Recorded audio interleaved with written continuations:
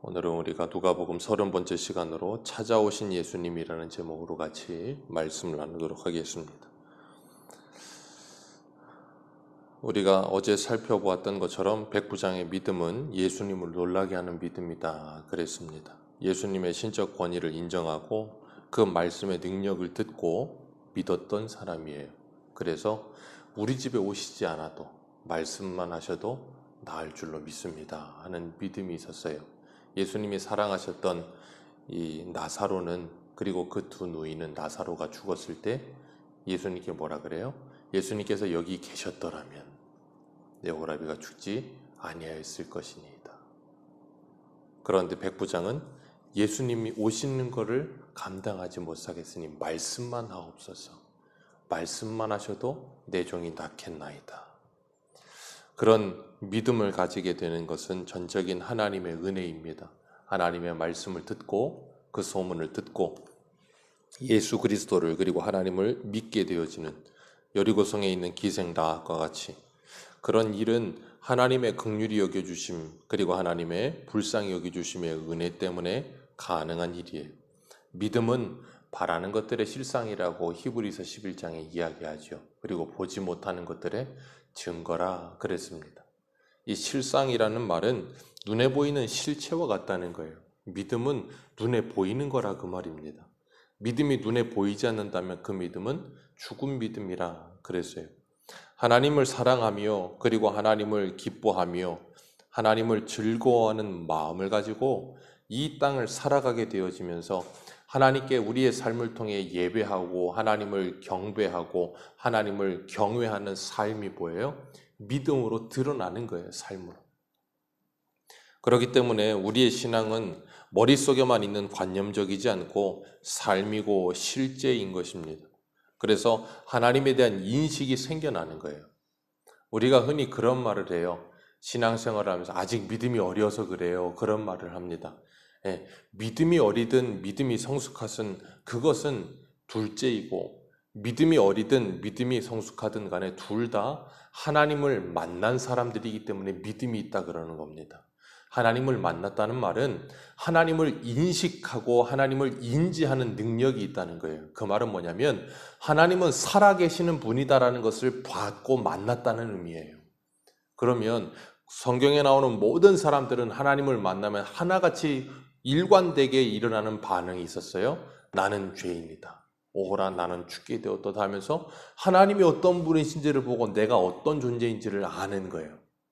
그러니까 믿음이 어리다, 아니면 아직 믿은 지 얼마 안 돼서 그런다, 얼마든지 실수도 할 수 있고 그렇지만 그 사람이 하나님을 아는 분명한 증거가 나타나지는 삶을 살아야 되는 거예요. 하나님을 정말로 믿는다고 한다면, 그리고 그 하나님을 인식하기 때문에 어리든 아니면 더 많이 신앙을 오래 살았던 중요하지 않고 하나님을 인지하고 인식하며 하나님을 경외하는 마음과 자세가 있는가 없는가를 보면 알 수 있는 거예요. 그렇기 때문에 욥이 그 고백처럼 내가 하나님을 귀로만 알았었는데 이제는 하나님을 눈으로 보나이다 하는 것처럼 하나님을 눈으로 보는 인생이 되어 하나님을 인식하는 그 인식의 변화가 일어나는 그런 삶이 바로 믿음이에요. 그런 믿음은 주님께서 말씀하셨죠. 겨자씨 한 알만한 그런 믿음만 있다 할지라도 저 산더러 명하여 바다에 빠지라 하면 그게 뭐라 그랬어요? 불가능한 일, 사람으로는 불가능한 일, 하나님께서는 하실 수 있느니라. 오늘 본문에 나인성 과부의 죽은 아들이 살아나는 사건을 백부장의 믿음의 고백 다음에 누가가 이렇게 의도적으로 순서로 기록해 놓고 있습니다. 그 이유는 무엇인가 하면 예수님께서 구원자 되시며 예수님께서는 하나님 되심을, 예수님의 신적 권위가 있음을 분명하게 드러내려고 하는 의도를 가지고 기록한 순서예요.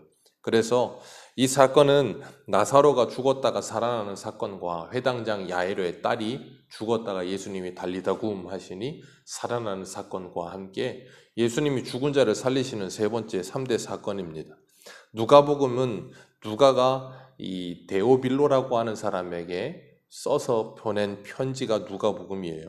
그래서 복음에 대해 예수 그리스도가 우리의 유일한 구원자 되심을 드러내고 그 예수 그리스도가 바로 하나님이라는 것을 드러내는 편지입니다.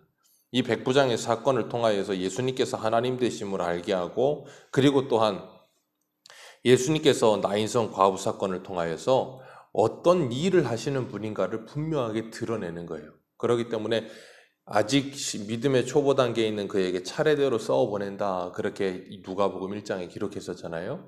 그런 것처럼 그것을 위해서 예수님은 하나님 되시며 예수님이 이 땅에 오신 목적이 무엇인가? 그런 것들을 차례대로 가르치고 있는 거예요. 예수님께서 죽은 자를 살리시는 사건은 예수님이 이 누가복음 4장에 마귀에게 시험을 받으시고 승리하신 후에 고향에 가셔서 갈릴리에서 말씀을 가르치는 사건이 성취되어지는 것임을 보여주세요. 이사야 61장 1절과 2절을 회당에서 예수님이 읽으시고서는 주의 성령이 내게 임하셨으니 이는 가난한 자에게 복음을 전하게 하시려고 내게 기름 부으시고 나를 보내사 포로된 자에게 자유를 눈먼 자에게 다시 보게 함을 눌린 자에게 자유하게 하고 주의 은혜의 해를 전하게 하려 하심이라. 아멘.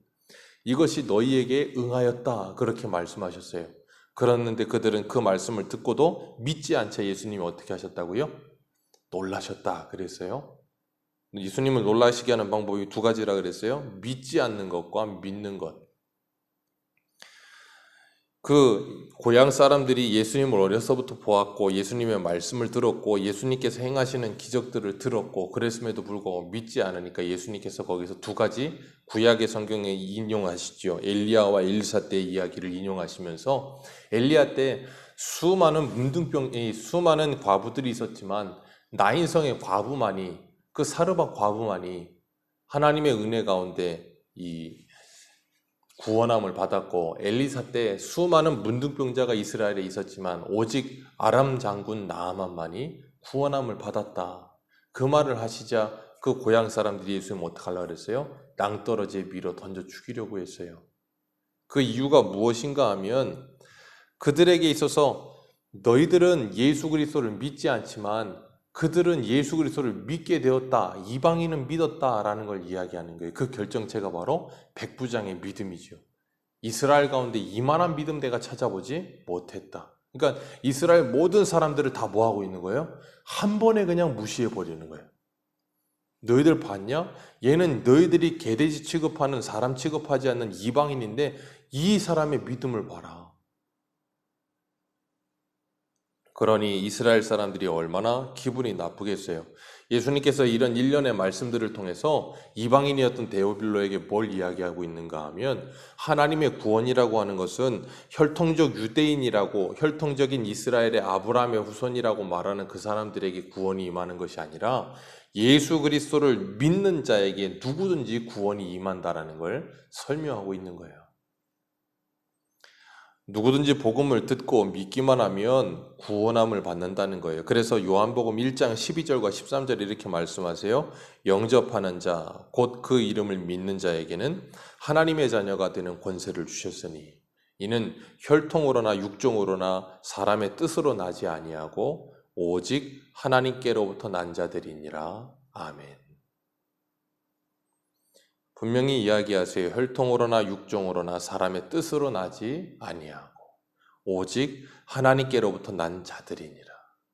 그게 바로 하나님의 구원을 받은 사람들이라 그렇게 말씀하고 계시는 거예요. 오직 하나님께로부터 난 자들. 그래서 야고보서 4장 6절에는 이렇게 말씀하세요. 하나님이 교만한 자를 물리치시고 겸손한 자에게 은혜를 주신다 하셨느니라. 하나님은 겸손한 자에게 은혜를 주시지 교만한 자에게 은혜를 주시는 적이 한 번도 없어요. 그 말은 바꿔 말하면 이스라엘 백성들은 전부 다 뭐하다는 거예요? 교만한 자들이 되어 있는 거예요. 목이 곧은 백성이 되어서 하나님이 그들을 택한 백성으로 구원하여 주셨음에도 불구하고 그들은 뭐예요? 하나님의 구원을 헌시쳐 버리는 거예요. 그 혈통적 이스라엘이라고 하는 그 선민의식, 하나님은 자신들만 선택했다. 어저께도 이 예레미야 7장을 살펴봤잖아요. 삶 속에서 하나도 하나님의 말씀대로 살지 않으면서 성전에 들어와서 우리는 구원받았다. 그게 뭐라고요? 스스로를 속이는 거짓말이라 그랬잖아요. 그러니까 이스라엘 백성들이 그렇게 살고 있으면서도 성전은 도둑의 소굴이 되어 있는데 그러면서도 우리는 하나님을 예배하고 있다고 말을 하고 있고 그런 사람들이 구원받는 거 아니다 그 말이에요. 그들은 하나님의 은혜를 받을 수가 없어요. 왜냐하면 교만함이 하늘을 찌르고 있기 때문에 하나님의 은혜가 임할 수가 없어요. 그럼 누가 하나님의 은혜가 임해요? 스스로가 어떤 존재인지를 아는 사람. 그래서 예수님이 누구를 만나요? 올 때 가실 때마다 죄인들과 창기들과 세리들과 이 세상 사람들이 다 손가락질하는 사람들. 그리고 자기 자신도 자신이 죄인이라는 걸 아는 사람들. 그래서 요한복음 9장에 뭐라 그러세요? 너희들이 본다고 하니 너희들의 죄가 여전히 그대로 있도다. 차라리 보지 못한다고 했다면 너희들에게 복이 있었으려니와. 우리가 하나님의 은혜를 받지 못하는 유일한 이유는 딱 하나입니다. 아무것도 없어요. 교만해서 그래요.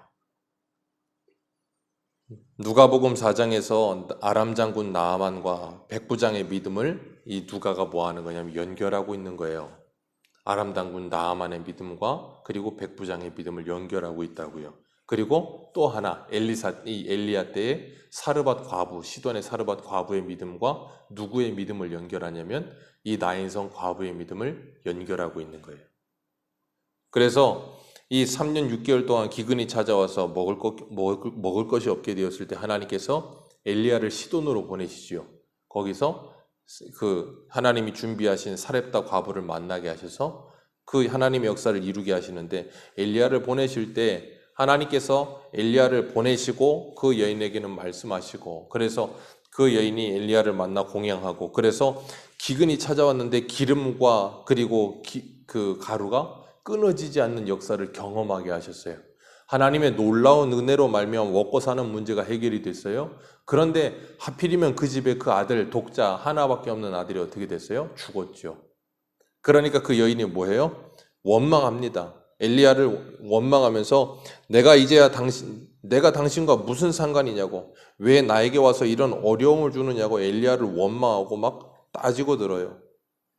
그런데 엘리야가 그 여인의 아들을 불쌍히 여겨서 눕혀놓고 거기 위에 엎드려서 하나님께 기도하면서 이 아이를 살려달라고 기도합니다. 그랬더니 하나님께서 어떻게 하셨어요?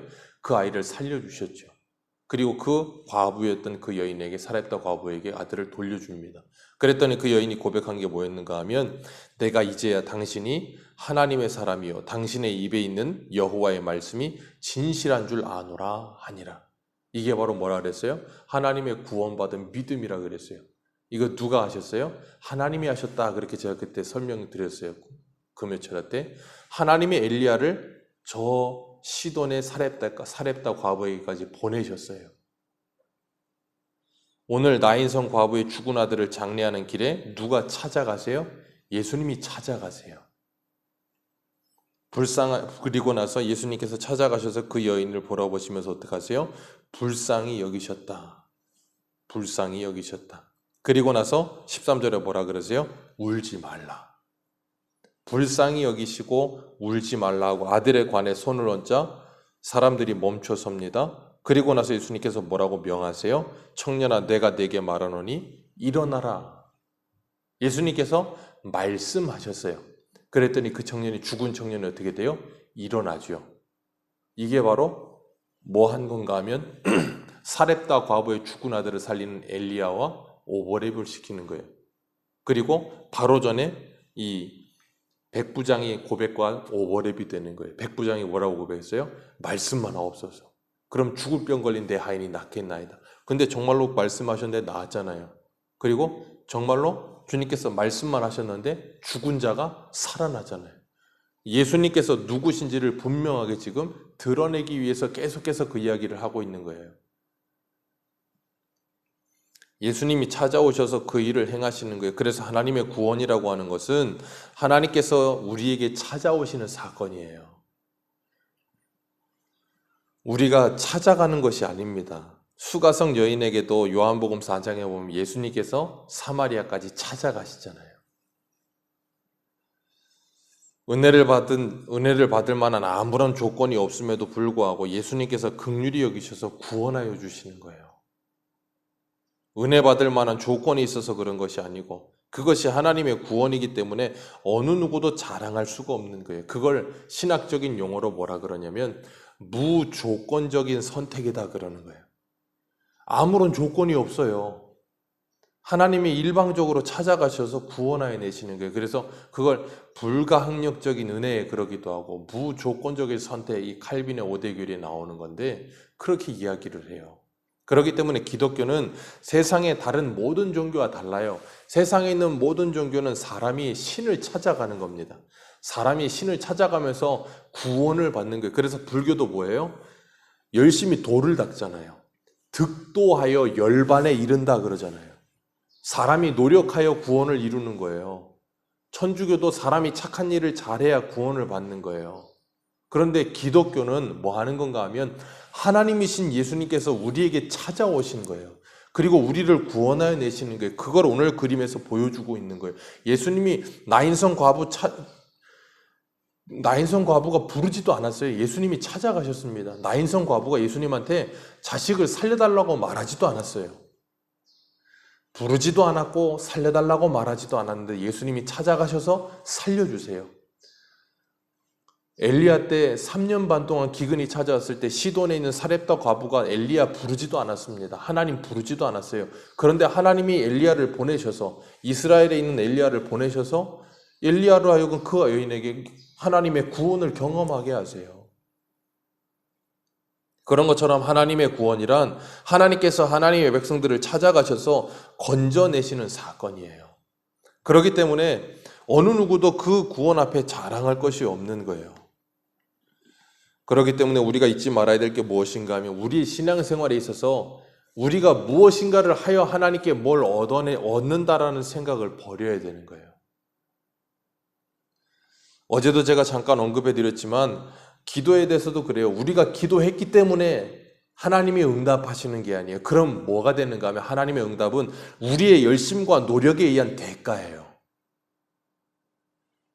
우리의 열심과 노력에 의한 대가로 응답이 오면 뭐가 없냐면 감사함이라는 걸 찾아볼 수가 없는 거예요. 그래서 우리가 기도하고 하나님의 응답하시면 우리는 뭘 해요? 감사하는 거예요. 내가 열심히 죽어라고 매일 그렇게 많이 기도해서 하나님 응답했으니까 자랑을 해야지 감사를 합니까? 그런데 우리는 기도했는데 하나님이 응답하시면 감사해서 또 감사헌금까지 하네요. 왜 그래요? 하나님의 일방적인 은혜예요. 긍휼히 여기시어서 나의 기도에 응답하신 하나님의 감사한 거예요. 아무런 조건이 없음에도 불구하고. 그렇기 때문에 로마서 4장인가요? 거기서 다윗이 그러잖아요. 일한 것이 없는 자가 얻는 그 구원의 감격, 그 즐거움, 그것에 대해서 이야기하잖아요. 그리고 누가복음에서도 뭐라 그래요? 종이 열심히 밭에 가서 일하고 나서 주인에게 식사 수발을 들고 모든 일을 다 하고서도 칭찬받으면 뭐라 한다고요? 종이 해야 할 일을 마땅히 하여야 했나이다. 무익한 종이. 그러니까 그건 당연히 해야 되는 일인 거예요. 칭찬받은 일도 아니에요. 그런데 칭찬하시면 뭐예요? 몸둘 바를 모르는 거예요. 우리가 하나님의 구원을 받고 하나님의 구원함을 받아 내 몸이 불사르도록 헌신하는 건 하나님의 구원에 대한 마땅한 당연히 해야 되는 일인 거예요. 빚진 자가 되어 그 사랑이 뭔지를 정말로 안다면 내 몸을 죽도록 충성하여 하나님 헌신하는 건 당연한 일인 거예요. 그런데 그 일을 하였을 때 하나님이 칭찬하시고 하나님이 잘했다 하시면 우리는 뭐 하는 거라고요? 무익한 종이 마땅히 해야 할 일을 하였을 뿐이니이다. 그러면서 하나님 우리를 칭찬하시면 몸둘 바를 몰라 하면서 감사하는 거예요. 내가 이렇게 많이 했는데 왜 나를 알아주지 않으세요? 왜 나에게 뭘 하지 않으세요? 그건 하나님의 구원이 뭔지를 모르는 거예요.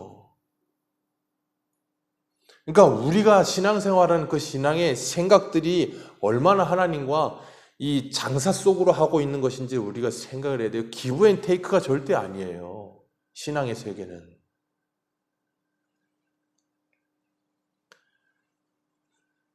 그렇기 때문에 우리에게는 겸손함이라는 걸 별로 찾아볼 수가 없는 거예요. 내가 이렇게 많이 했기 때문에 이런 것이 얻어졌다라는 생각 속에 빠져 살고 감사함이라는 게 없는 거예요.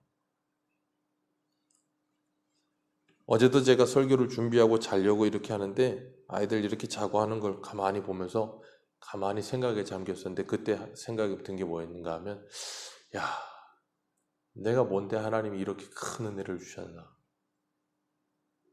다윗이 그러잖아요. 내가 무엇이간데 하나님께서 나에게 이 큰 은혜를 베푸시나이까. 그런 것처럼 내가 뭐 그렇게 잘한 것도 없는데 내가 뭐 이렇게 이런 걸 받아 누릴 만한 이런 조건이 있는 자가 아닌데 하나님께서 어떻게 이 큰 은혜를 베푸시는가. 그런 걸 기억할 때마다 우리는 뭐 하게 되는가 하면 하나님 앞에 감사함밖에 나올 수가 없어요. 다른 무엇을 찾을 수가 없어요.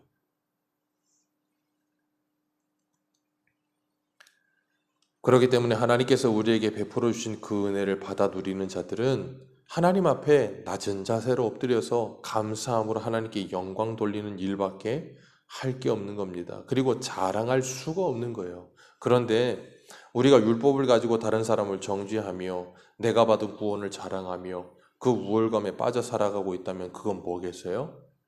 있을 수가 없는 일이죠. 그렇기 때문에 하나님께서 우리를 구원하셨을 때 뭐하게 하시는가 하면 나와 같은 처지에 있는 자들을 바라보며 긍휼히 여기는 마음을 갖게 하시는 거예요. 그래서 야고보서 2장 13절의 말씀처럼 긍휼을 행하지 아니하는 자에게도 긍휼을 행하지 아니하는 자에게는 긍휼 없는 심판이 있으리라. 긍휼은 심판을 이기고 자랑하느니라. 긍휼을 자랑하는 거예요. 긍휼을. 그래서 바울이 뭐라 그래요? 나의 자랑할 것은 오직 예수 그리스도의 십자가 외에는 아무것도 없다. 그 괜히 입에 발린 말하는 게 아니에요. 그렇기 때문에 우리가 우리 주변의 사람들을 바라보면서 정말 긍휼히 여기는 마음을 가지고 있는가? 불쌍히 여기는 마음을 가지고 있는가? 하나님 앞에 내가 정말 1만 달란트를 탕감받은 사람이라는 것에 대한 진짜 인식이 있는가? 그런다고 한다면 내 옆에 있는 100대 내론 빚진 자들을 용서하는 일은 일도 아닐 텐데. 그러니까 용서하라가 아니고 내가 어떤 용서를 받았나를 먼저 생각해야 돼요. 은혜를 베풀라가 아니고 내가 먼저 어떤 은혜를 받았느냐를 생각해야 돼요. 그래서 하나님께서 이스라엘 백성들에게 항상 객과 고아와 과부를 돌아보라는 말씀을 항상 하세요. 그러면서 뭘 말씀하시는가 하면 너희들이 애굽에서 그와 같았느니라. 그러나 너희들을 내가 구원하여 내었느니라. 하나님이 그 말씀 계속 하세요. 그러니까 하나님이 이스라엘 백성들에게 객과 고아와 과부를 돌아보라 하시는 이유는 뭘 잊지 말라는 거냐면 너희들에게 베푸신 하나님의 은혜를 잃어버리지 말라 그 말이에요.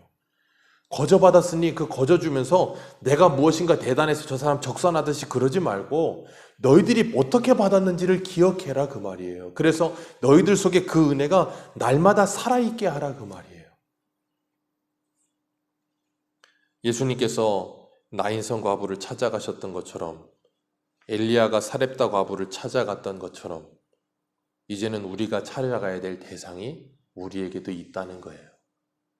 주님께서 오늘 14절 같이 한번 읽어볼까요? 시작. 가까이 가서 굴판에 손을 대시니 맨 자리에 서는지라 위에 세워 이르시되 청년아 내가 네게 말하노니 일어나라 하시되. 아멘. 예수님이 말씀하셨어요. 일어나라. 그랬더니 그 청년이 일어나 앉고 말도 하거늘 예수님께서 그 어머니에게 그 청년을 주시니라. 일어나라.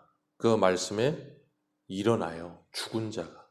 오늘도 주님께서 우리에게 명하세요. 일어나라. 우리의 죽어있던 신앙에서 일어나라 명하세요. 그리고 일어나서 자신의 기쁨과 자신의 인생의 모든 의미가 단절된 과부에게 그 아들을 주듯이 일어나라. 그리고 이제는 우리가 그런 상태에 있는 자들에게 찾아가서 우리도 전에 그랬던 사람이었음을 알고 그들을 긍휼히 여기며 그들에게 그 기쁨과 위로를 줄 수 있는 누구를요? 예수 그리스도를 전해줄 수 있는 하나님의 사람들이 되는 거예요. 그랬을 때 인생의 모든 즐거움과 기쁨이 단절되었던 인생이 다시 그 기쁨이 회복되어지는 것처럼. 그래서 그가 예수 그리스도를 믿고 내가 이제야 하나님을 알았노라.